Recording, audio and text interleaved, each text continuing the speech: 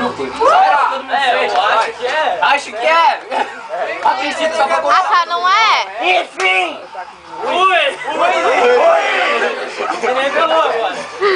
Cadê as focas? Eu sempre desconfiei. Muito prazer. Vai, focas. Focas! Meu, até quem não é.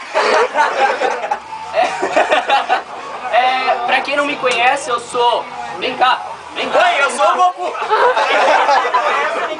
Eu sou o Ícaro, esse aqui é o Wagner, nós somos os líderes do Grupo Otaku, a gente organiza os encontros, as festas de aniversário, as caravanas e tudo mais que o grupo promove.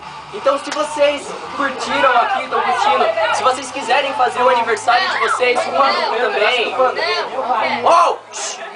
Você já passou? Cala a boca. Se vocês quiserem fazer o aniversário de vocês com o grupo também, vocês podem, tá? A única coisa que a gente requisita é que forneçam o local. Aí vocês passam as condições de vocês, se precisar trazer comida, se precisar trazer bebida.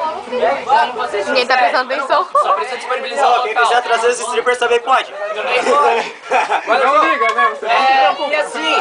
Eu não fico chateado. Meu Deus, mas parece uma quinta série. Também aceita o Google Boy. Quem cala a boca pra falar?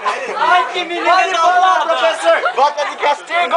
Vou pôr todo mundo de castigo no canto cheirando a parede. Opa, cheirou Continua. Seguinte. O cara tá tendo um ataque de pelanca, gente. Ô, Ícaro, cala a boca e fala.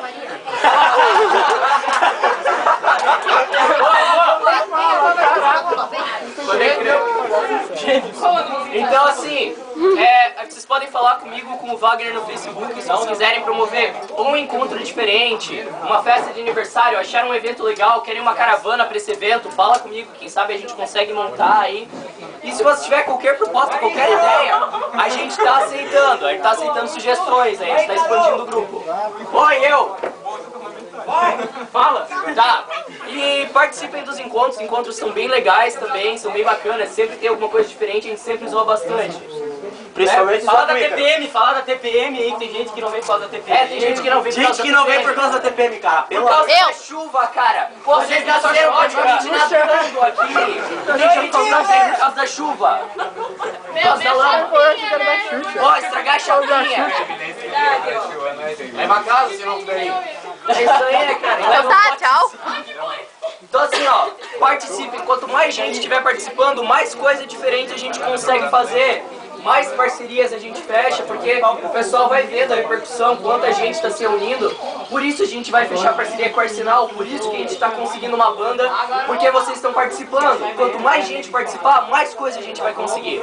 Então participem, valeu aí!